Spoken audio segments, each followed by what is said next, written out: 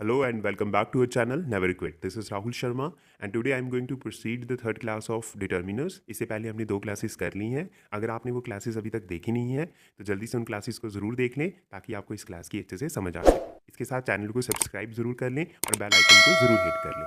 और इसके साथ अगर आपको वीडियो अच्छी लग रही है तो उसको लाइक और कमेंट ज़रूर कर दें. तो चलिए आज हम इंडेफिनिट आर्टिकल्स के बारे में पढ़ने वाले हैं. डेफिनेट आर्टिकल्स मैंने अच्छे से इंट्रोड्यूस करवा दिया है, उसकी प्रैक्टिस भी कर चुके हैं हम. तो आज हम पढ़ने वाले हैं इंडेफिनिट आर्टिकल्स. सो करते हैं स्टार्ट. चलिए, तो इंडेफिनिट आर्टिकल्स मैंने पहले भी आपको बताया है, इसकी इंट्रो हमने कर चुके हैं पिछली वीडियो में. तो प्लीज़ आप पहले पिछली वीडियो को ज़रूर देख लें, फिर ही आपको इसकी अच्छे से समझ आएगी. चलिए, तो हमारे पास 2 ही इंडेफिनिट आर्टिकल्स हैं, एक है ए और दूसरा है एन. ठीक है, ए और एन जो है वो 2 क्या है, इंडेफिनिट आर्टिकल्स हैं. ठीक है, तो आपने छोटी क्लासेस से भी पढ़ा होगा कि ए कहाँ पे यूज़ होता है और एन कहाँ पे यूज़ होता है. तो मैं उसमें बस एक छोटी सी चीज़ ऐड करूँगा कि ए जो होता है वो कॉन्सोनेंट साउंड के साथ लगता है, ना कि कॉन्सोनेंट के साथ. ठीक है, तो इस बात का ध्यान रखना कि कॉन्सोनेंट साउंड के साथ लगता है, ना कि कॉन्सोनेंट के साथ. ठीक है, अब अगर जिनको कॉन्सोनेंट्स पता नहीं है तो मैं बता दूं आपको कि कॉन्सोनेंट्स वो उनको हम व्यंजन बोलते हैं हिंदी में. ठीक है, वो शब्द होते हैं जिसमें हमारे माउथ के कुछ ऑर्गन्स का यूज़ होता है. ठीक है, जैसे अगर आप बी बोल रहे हैं तो बी में लिप्स आपके ज्वाइन कर रहे हैं ना, जैसे बी बी बोलो, पी बोलो, एफ बोलो. ठीक है, तो इसमें आपके माउथ ऑर्गन्स की क्या हो रही है, मतलब वो काम कर रहे हैं इनको प्रोनाउंस करने में. ठीक है, इनको प्रोनाउंस करने में क्या हो रहा है, इनकी मदद ली जा रही है. लेकिन जो आपके बाउल्स होते हैं, ठीक है, जो आपके वॉवल साउंड होती है उनमें आपको इनकी हेल्प नहीं लेनी पड़ती, वो आपके सीधे गले से आते हैं. ठीक है, तो इसलिए इनको हम क्या बोलते हैं, स्वर बोलते हैं. स्वर जो होते हैं वो गले से आते हैं. ठीक है, तो होप आपको क्लियर हो रहा है. ठीक है, तो ए जो होता है वो कॉन्सोनेंट साउंड के साथ लगता है और एन जो है वो वॉवल्स के साथ लगता है, वॉवल साउंड के साथ लगता है. ठीक है, तो ए जो है वो आपका व्यंजन के साथ लगता है और स्वर के साथ क्या लगता है, एन लगता है. ठीक है, जैसे आपके सामने एग्जाम्पल भी है, ए बनाना. तो बनाना जो है वो बी से है, तो बी क्या है, कॉन्सोनेंट साउंड कर रहा है, इसलिए साथ इसके साथ क्या लगाया हमने, ए लगाया. तो वैसे यूनिवर्सिटी है. अब आप बोलोगे सर यू तो क्या है, वॉवल है, लेकिन यू जो है उसकी साउंड जे से आती है, ज ज जो हिंदी के ज होता है ना, ठीक है, उससे आती है य. ठीक है, तो इसलिए इसके साथ क्या लगेगा, ए लगेगा. तो साउंड बहुत इंपॉर्टेंट है, ना कि वो व्यंजन है या स्वर है, क्योंकि हमने व्यंजन की आवाज़ को देखना है, ना कि व्यंजन को देखना है. ठीक है, हमने कॉन्सोनेंट को नहीं देखना है, कॉन्सोनेंट साउंड को देखना है. ठीक है, और एन तो आपको पता है किसके साथ लगता है, हमेशा वॉवल के साथ लगता है. जैसे यहाँ पे ऑरेंज के साथ लगाया है, एन ऑरेंज, तो इसका मतलब ये किससे स्टार्ट है, ओ से, और ओ एक क्या है, वॉवल है. ठीक है, और इसके साथ और अब यहाँ पे एच लगा है, लेकिन एच जो है यहाँ पे एच साउंड नहीं कर रहा. ठीक है, एच साउंड नहीं कर रहा है, ये क्या कर रहा है, साउंड आ. ठीक है, इसको एन और बोलते हो आप. ठीक है, हॉवर नहीं बोलते हो या ओवर नहीं बोलते हो. ठीक है, इसको और बोलते हैं, एन और. तो आ से आवाज आ रही है, इसका मतलब इसके साथ क्या लगेगा, एन लगेगा. ठीक है, होप आपको ये समझ आया कि ए और एन हम कहाँ यूज करते हैं. ठीक है, चलिए नेक्स्ट देखते हैं. So here is your exercise, practice exercise. A और एन लगाना है आपने. मैं आपको थोड़ा सा टाइम दूंगा, इसके साथ आप वीडियो को पॉज कर लीजिए और आंसर मार्क कर लीजिए, फिर करेक्ट आंसर देखिए. ठीक है, चलिए मैं आपको थोड़ा सा टाइम भी दे रहा हूँ, वैसे जल्दी से कर लीजिए. अगर आपको ज़्यादा टाइम लग रहा है तो आप वीडियो को पॉज करके आंसर मार्क कर लीजिए, तो फिर मैं आपको आंसर बताता हूँ, right answer. So let's have a look on your answer. So first में ए बॉय होता है, a car, an elephant, an itchy sweater, a European. ठीक है, इसमें य की आवाज़ आ रही है. A unit, an honour. ठीक है, नेक्स्ट देखते हैं. An apple, a helicopter, a big elephant, an ugly duck, a university, an और एन आउल. होप आपको आंसर समझ आ गए हैं. चलिए नेक्स्ट देखते हैं. अब हम ए और एन का यूज़ कहाँ पे करेंगे. ठीक है, ये बहुत इंपॉर्टेंट है, तो ध्यान से सुनिएगा इसको कि ए और एन लगाया कहाँ जाता है. ठीक है, सबसे पहले before phrases of time and measurement. ठीक है, जो भी टाइम और मेजरमेंट्स होती है उनकी फ्रेजेस में लगता है. ठीक है, अब ये क्या होता है, एग्जाम्पल से क्लियर करते हैं. जैसे we have English 4 times a week.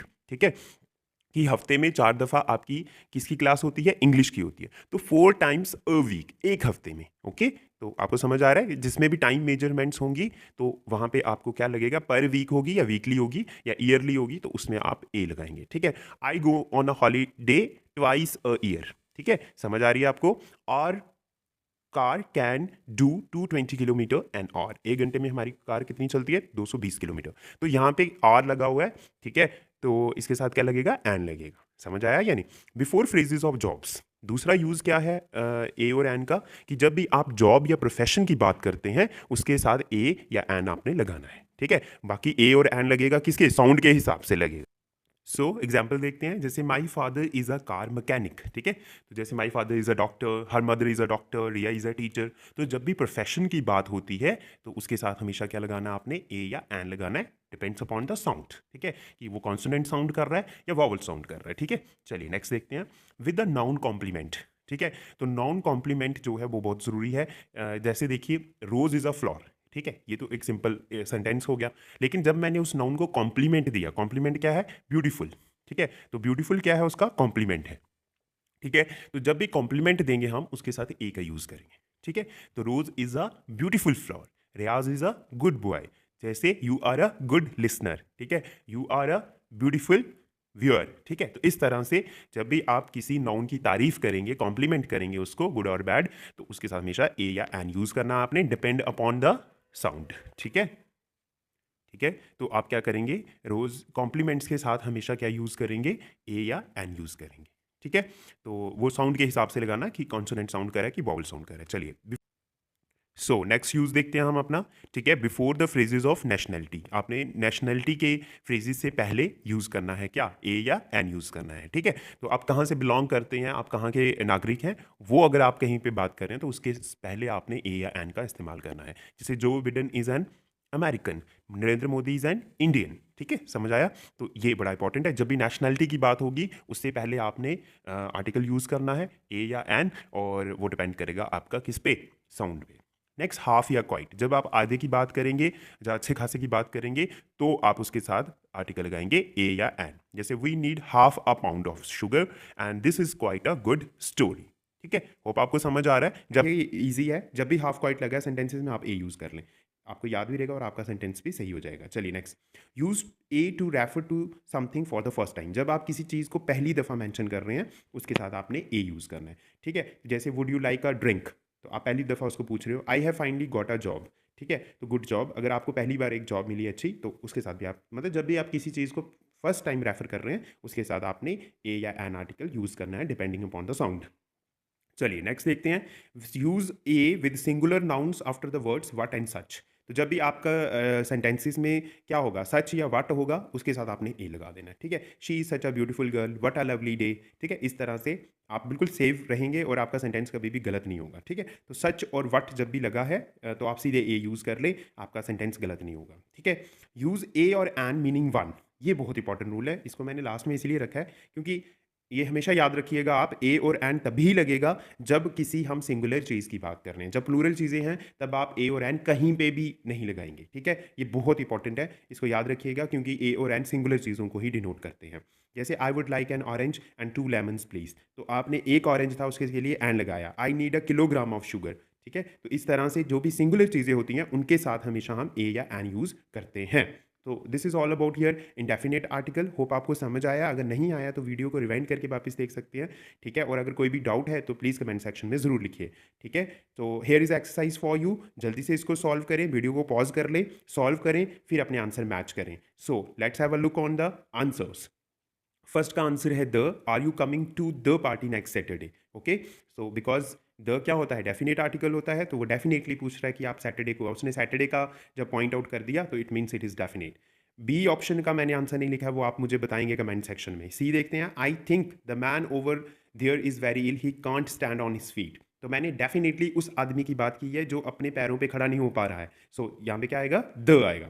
I watched dash video you had sent me, इधर भी द आएगा, क्यों, क्योंकि मैंने स्पेशली मेंशन किया, क्योंकि आपको कौन सी वीडियो देखनी है, उसने उसने किस वीडियो की बात की है जो उसको भेजी गई है, ठीक है। नेक्स्ट देखते हैं, she was wearing dash ugly dress when she met him, तो ई का आंसर है एन, अगली के साथ आपको पता है एन लगता है, ठीक है, क्योंकि अ की आवाज़ होता है, अगली अगर आप हिंदी में लिखेंगे तो अ की आवाज़ आती है। I am crazy about reading dash history books, इसका आंसर मैंने नहीं लिखा है, आप मुझे बताएंगे कि इसमें क्या आएगा, ए आएगा, एन आएगा, द आएगा या जीरो आर्टिकल आएगा, ठीक है, ये आप मुझे कमेंट सेक्शन में बताएंगे। शी इज़ अ डैश, मैंने बोल ही दिया, she is a nice girl, तो ये वही कॉम्प्लीमेंट वाला आ गया, क्योंकि इसको मैं कॉम्प्लीमेंट कर रहा हूँ नाइस का, तो इसके साथ ए लगेगा। Do you want to go to dash restaurant where we first met, तो उस रेस्टोरेंट की खास बात क्या है कि जहाँ वो पहले मिले थे, फर्स्ट टाइम मिले थे, तो इसलिए यहाँ पे क्या लगेगा, द लगेगा। Next, he is dash engineer, तो ये आप मुझे कमेंट सेक्शन में बताएंगे इसका आंसर, मैंने इसका आंसर नहीं लिखा है, ये आप लोग मुझे कमेंट सेक्शन में बताएंगे। He thinks that dash love is what will save us all, ठीक है, तो इसमें कोई भी आंसर आर्टिकल नहीं लगेगा, इसमें zero article, he thinks that love is what will save us all. तो प्यार ही है जो हम सबकी रक्षा करता है, तो it is a general statement, तो इसमें कोई ए एंड द तो कुछ नहीं लगेगा, ठीक है। So it is a zero article. Hope आपको समझ आए हैं आर्टिकल्स। जल्दी ही इंग्लिश की क्लास दूसरी भी आने वाली है, सो पेशेंस रखिए और इन जो करवाया गया है उसको प्रैक्टिस कीजिए। एंड आपकी एग्ज़ाम की डेट भी आ गई है, ठीक है। सो अच्छे से तैयारी कीजिए। Good luck from my side. So thank you for having me, and it's a great session. So please like, share and subscribe। ज़्यादा से ज़्यादा मुझे सब्सक्राइब, शेयर और लाइक कीजिए, ताकि मैं भी आपके लिए ये जो थोड़े से दिन रह गए हैं इसमें हम खूब सारी मेहनत करें और आपका जो एग्ज़ाम है वो क्लियर हो जाए, ठीक है। So good luck.